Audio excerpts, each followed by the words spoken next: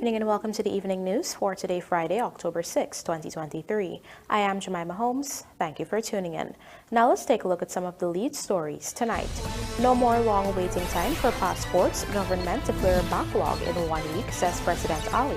2 government officials to be summoned after failing to appear before Mahdia tragedy COI as testimonies continue. GOSSAI to be punished for unauthorized reduction of discrepancies in cost oil claims. AMAILA Falls Hydro Project requests for a proposal to be relaunched in 2 weeks, and no water for animals to drink, cash crops drying up as El Nino grips West Berbice. Now for the news in detail. In light of complaints about long waiting time for passports, President Dr. Irfaan Ali today reassured the Guyanese that this will be a thing of the past as government moves to clear the backlog within a 1-week period. Here is Vanu Manikchand with our lead story tonight. President Dr. Irfaan Ali made this announcement during a live broadcast Friday afternoon where he addressed several pressing issues facing citizens. Currently, there is a backlog of more than 5,700 passports for persons both in Guyana and in the diaspora.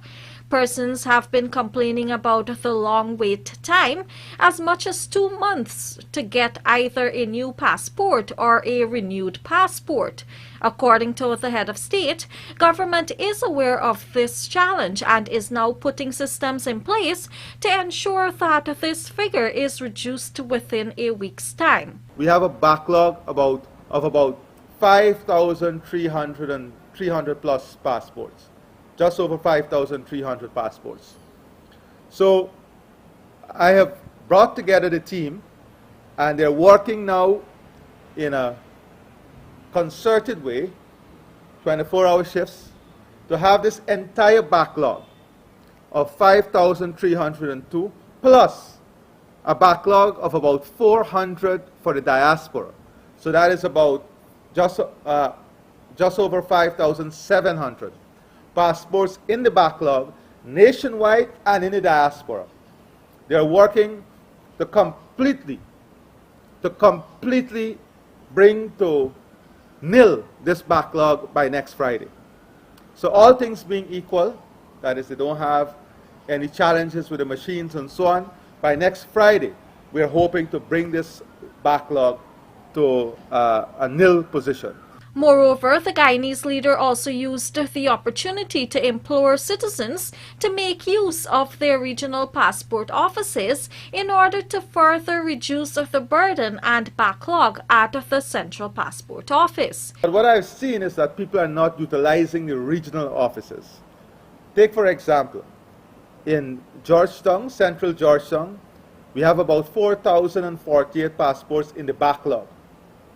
In Berbice, about 900 passports in the backlog. Linden, about 102 passports in the backlog. Anna Regina, 103. Porica, 45. Bartica, 5. In recent years, the government has moved to decentralize passport services with the establishment of offices in various regions across the country.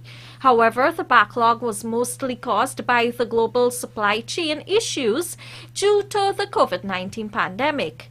Nevertheless, the Guyana government had ordered some 80,000 new passports last year to meet both local and diaspora demands.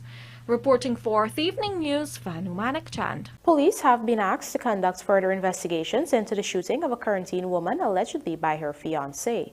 Our BERBICE correspondent Andrew Carmichael joins us to report that the firearm, which was discovered at the victim's home, has been sent to be analyzed. It was on Sunday morning that the police received an anonymous call through 911 claiming that there was a shooting incident at Williamsburg, Rosaltown, Berbice. 32-year-old Ashmin Mahdia of Williamsburg was discovered with a gunshot wound to her neck and was rushed to the Port Morant Hospital in an unconscious state. Police subsequently arrested her fiancé after finding a firearm hidden in the ceiling in her room, which the fiancé also used when he visited her at the home. The suspect is said to be a 29-year-old engineer of Lot 1313 Shoe Lane, New Amsterdam, who is attached to the Ministry of Agriculture, the police had said. However, he was released on $300,000 station bail after the legal 72-hour detention period had expired, and a file on the case had been sent to the Director of Public Prosecution, DPP, for advice. Regional Commander Senior Superintendent Chief Prasad Backus on Friday said the file has returned from the DPP and the police have to do more work on the matter. Particularly, he said there are 4 areas to be cleared up before the file is sent back for legal advice on the way forward. While not giving a timeline, the commander told the media that this will be done as soon as possible. Relatives of the injured woman had told the media that Mahdia's fiancé had told them he did not know where her cellular phone was after the shooting incident. He also claimed that he did not know where his was. However, on Friday, Commander Backus said the police were able to locate the cellular phones used by the couple and have since sent them to be analyzed. The firearm has also been sent for a ballistic test. Meanwhile, Mahdia was transferred to the Georgetown Public Hospital where she remains hospitalized. The bullet is said to have entered the back of her neck and exited in the vicinity of the jaw. She has reportedly shown some signs of improvement. Mahdia and her fiancé have been together for some 7 years. For the Evening News, Andrew Carmichael. Chief Education Officer Saddam Hussein and Permanent Secretary of the Labor Ministry, May Toussaint Jr. Thomas, will be summoned before the Mahdia Commission of Inquiry, a decision taken after they failed to show up to Friday's hearing. Rupasina Ryan reports. Counsel Keo McGriffith informed the Commission of Inquiry, chaired by retired Major General Joseph Singh, that Chief Education Officer Saddam Hussein and Permanent Secretary of the Ministry of Labor, May Thomas, were expected to appear earlier this week. They failed to report then, as well as Friday morning when day 6 of the hearings were expected to commence. As such, the Commission will be exercising its powers to issue summons, requesting them to appear on Tuesday, October 10, 2023. May Thomas was asked to testify since she is the former Permanent Secretary of the Home Affairs Ministry. For reasons unbeknownst to me, they are not here. I had expected these persons to appear much earlier in the week, and for some reason they have not attended to this commission to answer questions. I'm therefore asking this commission to exercise its powers under the Act for summonses to be issued for Mr. Saddam Hussein, the Chief Education Officer, as well as Ms. May Thomas, who is the former Permanent Secretary in the Ministry of Home Affairs. The COI was ordered by President Irfan Ali to probe the circumstances surrounding the fire that was set at the Mahdia Secondary Girls' Dormitory, which resulted in the death of 20 children. There are 3 phases of the inquiry: evidence gathering, oral hearings, and report writing. It will last for 2 months unless extended by the President. Rupa Sinarain, The Evening News.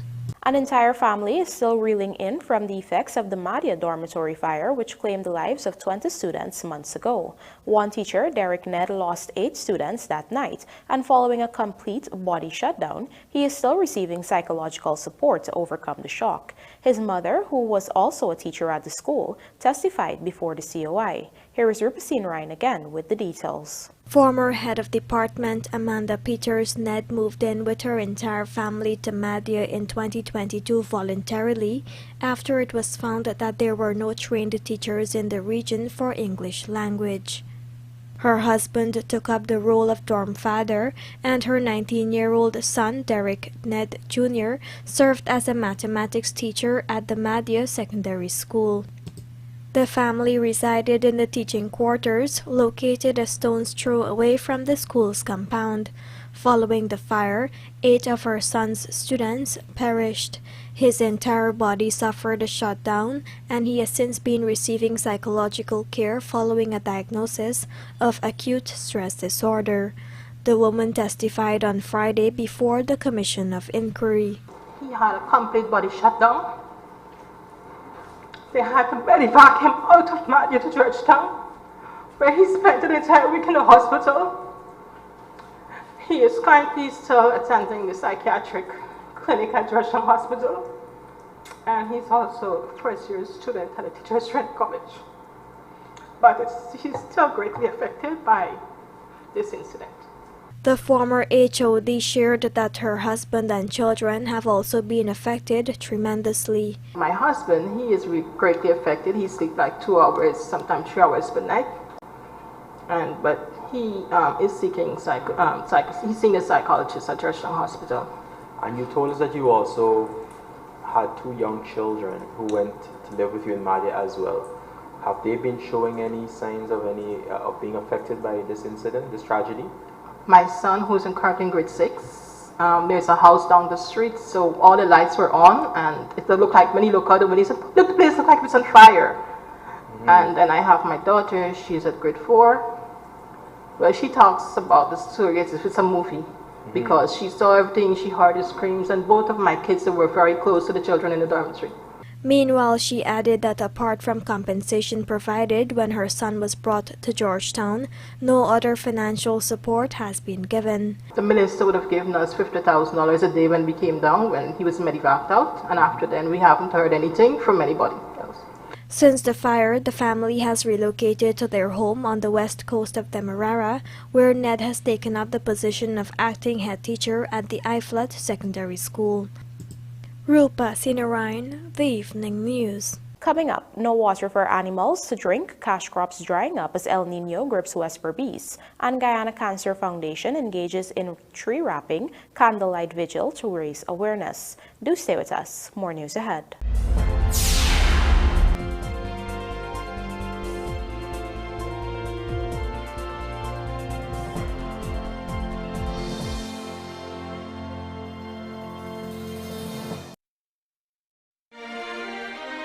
Are you looking for men's suits for that wedding, prom, or special party? Or maybe you need to update your wardrobe with a modern fit or a new color for work? Search no more, because John Lewis Styles is the perfect men's suit store. Come see us on Waterloo Street, and our friendly staff will help you choose the perfect size, color, and fit. Complement that suit with a stunning shirt and tie, matching bow tie and suspenders, cufflinks, or even a pair of shiny dress shoes. You will love the way you look. John Lewis Styles. Simply different. Superbet, your best bet. Put your skills to the test and beat the dealer with virtual blackjack. Choose wisely without going over the goal of 21. The best possible hand wins. Visit www.superbet.gy to try your luck. Must be 18 years and older. Terms and conditions apply. Play responsibly.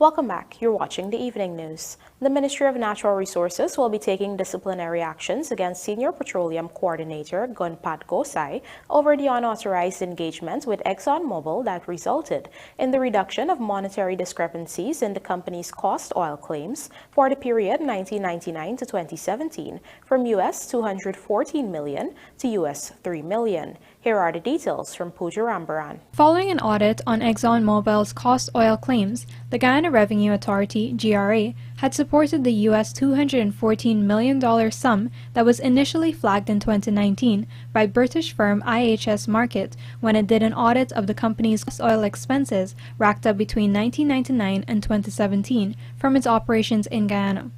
However, information had since surfaced that staff from the Ministry of Natural Resources Petroleum Department had reportedly engaged a U.S. oil company and reduced this figure to US $11 million and then subsequently to US $3 million. The government has since explained that it was under the impression that the reduced US $3 million was determined by GRA, the technical body appointed as its sole advisor to review these audits. However, in a statement on Thursday night, Minister of Natural Resources Vikram Bharat revealed that it was the Petroleum Department's head, GOVT Bobby GOSSAI Jr., who led the unauthorized engagement with ExxonMobil that resulted in the drastic reduction in the flag sum. Bharat explained that himself and other government officials were operating under the assumption that the reduced figure was approved by the GRA. I was under the impression that the reduced figure was done in collaboration with the GRA. I subsequently learned that the GRA did not agree with the position, and that the initial claim of US $214,911,994 remains the same. I wish to restate that the position of the government of Guyana today remains consistent with its original position, that the only authority to make the final determination is the Guyana Revenue Authority. Therefore, after examining all the facts, it is clear that Mr. GOSSAI acted without the requisite authorization. As such, FART said disciplinary actions will be taken. I have asked the Permanent Secretary to take the necessary disciplinary measures. Further, systems will be established to ensure no repetition of this lapse in the future. Also, staff members will be advised to make full disclosure with all contact and also sharing of information with stakeholders in the sector. The audit of cost oil claims is critical to ensuring that Guyana does not lose out on millions in oil revenues. Pooja Rembrandt for the Evening News. With interest mounting from firms in neighboring Brazil for the revival of the AMAILA Falls hydropower project, the Guyana government is now getting proposals from more companies around the world, including in Europe and Asia. Vanu Manikchand has the details. During a press conference on Thursday, Vice President Dr. Bart Jagdeo revealed that government would soon be relaunching the competitive bidding process in order to revive the AMAILA Falls hydropower project. This, he noted, comes on the heels of widened interests from companies around the world. We're hoping within maybe maximum 2 weeks to go back for the request for proposal. We've been doing, up to last week, we had another interest from a Brazilian company. We've had a company from Austria. We had several from Korea. So now I think there's a big, large number of people approaching us. And the best way to do this is through a public process, an auction. Well, not an auction, a request for proposal, a bid process. According to the Vice President, instructions have already been passed on to the technical staff to prepare to launch the new request for proposal. The instructions have been given already to the technical people. What they have to do is to update the data from the last request for proposal, and there are some elements like the change in demand and all of that. So, but we had most of the documents from the past already, so we just need to update them to see that they're more up to date. The 165-megawatt AMAILA Falls hydropower project was the flagship initiative of the Bart Jagdeo-crafted low-carbon development strategy, but the project failed to take off after Site Global pulled out of the project in 2013, citing the lack of national consensus. At the time, the then APNU-AFC oppositions had voted down key pieces of legislation, which consequently halted the project. Then, during its term in office from 2015 to 2020, the APNU-AFC coalition again shelved the project. The PPPC had promised to revive the initiative in its 2020 manifesto, and after returning to office went out to tender. The AMAILA Falls contract was then awarded to China Railway First Group in November 2021, but the contract negotiations fell through after the company could not execute the project via the Build, Own, Operate, Transfer model, an arrangement that government insisted on keeping. AMAILA Falls is expected to deliver a steady source of clean and renewable energy added to other initiatives undertaken by the PPPC government. Reporting for the Evening News, Vanu Manikchand. Vanu Manikchand joins us again to report that United States oil giant ExxonMobil is not keen on buying Guyana's high-quality carbon credits and is instead channeling its investment in other areas locally as part of the company's overall commitment to fighting climate change. Here is more. This was revealed by Vice President Dr. Bart Jagdeo on Thursday when he was asked whether ExxonMobil has expressed interest in purchasing any of Guyana's remaining 70% certified carbon credits. We raised this matter with them. They have not been positively inclined.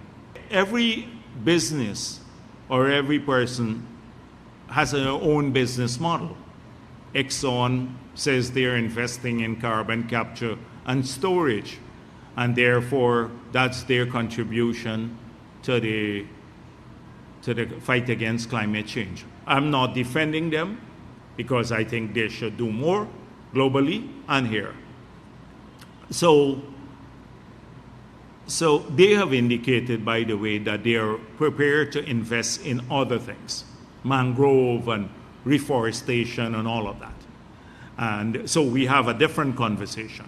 Back in December 2022, the Guyana government signed a historic multi-year agreement for the sale of certified carbon credits to U.S. energy major Hess Corporation to the tune of U.S. $750 million. This deal came after Guyana was the first country to receive certification of its carbon credits by the Architecture for RED Plus transactions on December 1, 2022. The 33.7 million credits sold to Hess Corp is just 30% of the carbon sink contained in Guyana's vast forest.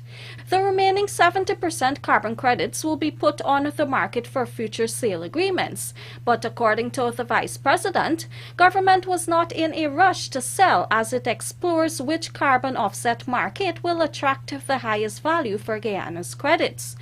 In fact, VP Jagdeo on Thursday dismissed the notion that ExxonMobil's unwillingness to make the purchase would bring the quality of the country's carbon credits into question. Globally, we are recognized as the best quality forest carbon, so it doesn't matter. If we have had interest from a number of people, we're being very cautious before we sell the additional 70%. Exxon is not the barometer or the litmus test for the quality of our carbon credit. But coming back to the issue, a co-venture of theirs has bought it's the largest purchase of forest carbon anywhere in the world, including in Brazil or Indonesia or any of the other countries that have substantially bigger forests than ours. Following the signing of the Hess deal, ExxonMobil Guyana President Alistair Rutledge had told reporters that trading carbon credits was among the options being considered by the oil major in its efforts to manage its climate impact. While noting that government would facilitate it if ExxonMobil changes its mind, Jagdeo pointed out that the priority would be getting the best value for the country's high-quality carbon. We're not begging Exxon to buy our credit. Our credit is competitive. We're looking for the best deal. So if Exxon comes along, changes its mind, and comes along with an offer that is good, then or compete any other offer, they could participate. If they don't, then we will go with the higher offer. But it's up to them. We're not begging Exxon to buy our carbon. Reporting for the Evening News, Fanu Manikchand. The impact of the El Nino phenomenon is taking a grip on some West Berbice Region 5 farmers. Andrew Carmichael reports that water has dried up in canals, leaving cattle, sheep, and goats without water and further forcing them to consume dry grass. Fruit and cash crop farmers are no better off. Here are the details.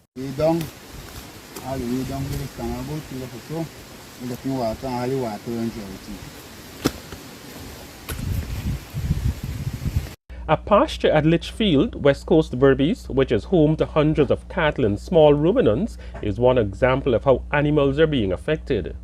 Ian Archibald has 15 heads of cattle, but says he has to take the animals to drying up canal in order to get water. But when you go to the bottom, always dry. And the rice man, they start to cut now. They start cut rice now. Yeah, and when they cut, then we gonna get space for grace. But we barely get any space for grace right now. However, those with smaller animals have nothing to look forward to in the near future. 7 to 9-year-old Herman Nicholas, who has about 120 heads of sheep, says he has to take the animals where water and grass is within the homestead. You see the trench dry? They clean the trench the other day, but the trench is shallow. And then I keep no water, so the animals then can't get water to drink. They must fast 3-4 every day. especially when it's so hot. When you say in the fasting in the Look in that drain. That go if you eat the grass, when they go for drink water and have a fasting in the drain.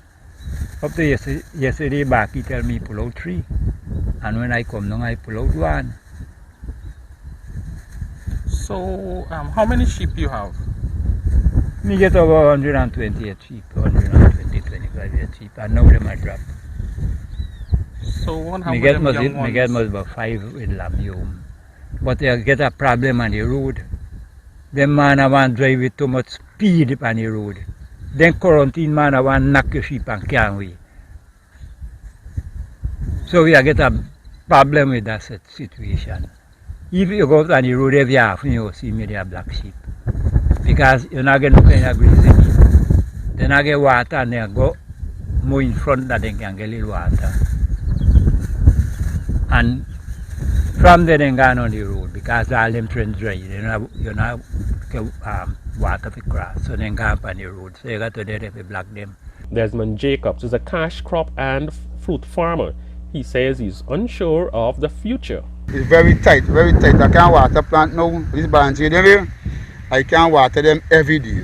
Every day I gotta come and water them. And it seems to me yesterday is the last bit of water from the canal down there. I go down there with a bucket, I go around with a pail and a bucket can, a shine bucket can, and show just a touch for revive them. I know we're going to water them this afternoon or tomorrow because the president is a joke and there is no water in the canal. I could try and show the canal which part my uncle's bringing water from. But right now there is no water there. Guyana is currently experiencing a period of El Nino. El Nino historically occurs every 2 to 3 years, bringing warmer and drier weather conditions. The current weather conditions have been forecast to last between 9 to 12 months. For the Evening News, Andrew Carmichael. As October marks Breast Cancer Awareness Month, the Guyana Cancer Foundation is continuing its efforts to promote awareness of the disease, its treatment, and needs for early detection. Pooja Rambaran tells us more. Since its inception in 2016, the Guyana Cancer Foundation, led by Bibi Hassan, has been providing assistance to breast, cervical, and prostate cancer patients through donations, medical outreaches, and screening opportunities. On Thursday, Hassan spoke with the Evening News about these efforts and the month-long roster of activities planned for Breast Cancer Awareness Month. We try to get our low-income, medically underserved, and underinsured persons to get screened for breast cancer. We also do cervical cancer screening. Since 2019, we have partnered with Dr. Balwan Singh's hospital to do our screening program, our free screening with mammogram and sonogram. And January this year, we started our cervical cancer screening. On Tuesday, the foundation kicked off its events planned for the month with a tree wrapping ceremony along Main Street, Georgetown, which Hassan noted received a positive response from a number of survivors and dignitaries who attended. The activities continue next Friday with no bra day. What you'd normally do on that day, it's women don't wear a bra. You take off your bra and you take out pictures with a tank top, like an armless top, but you don't wear a bra. And the men now will wear a bra over their shirt to support the women who have lost their breast to cancer. So it's like a social media thing and stuff, and we'll be asking people to hashtag Guyana Cancer Foundation with the pictures. And the next event is the National Mammography Day, and that's on the 20th of October. This activity was created to urge women to get screened for breast cancer. Also on October 20th is Wear It Pink Friday, in which persons are encouraged to wear pink, the color designated for breast cancer awareness, to highlight their support for breast cancer patients and survivors. Meanwhile, on October 22nd, the foundation will be hosting a breast cancer awareness walk at 6 a.m.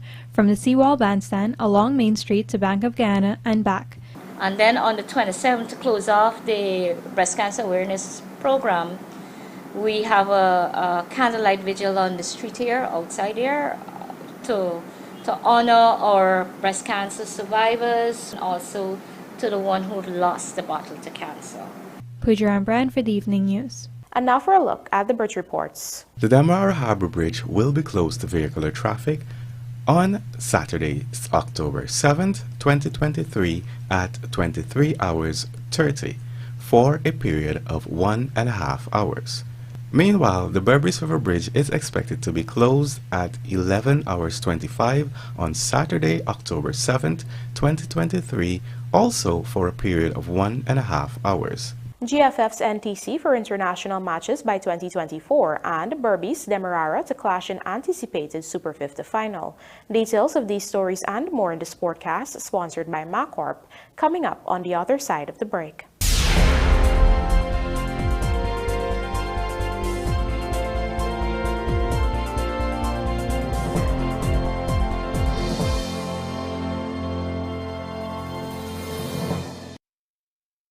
Looking to bring your dream home to reality? Or simply taking on a home improvement project? Then National Hardware Limited is where you should start. Let us put that touch to your home.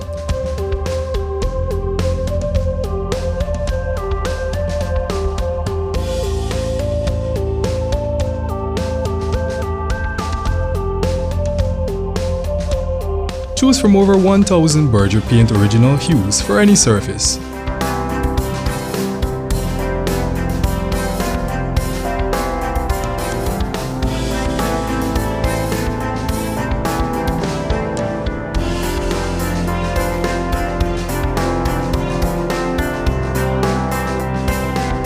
We are known for our trusted brands such as Westinghouse, Philips, Sadco, Rubbermaid, Pyrex, Gibson Home, and so much more. National Hardware Limited, your do-it-best store. Located in downtown Georgetown and industrial site Rhymeville.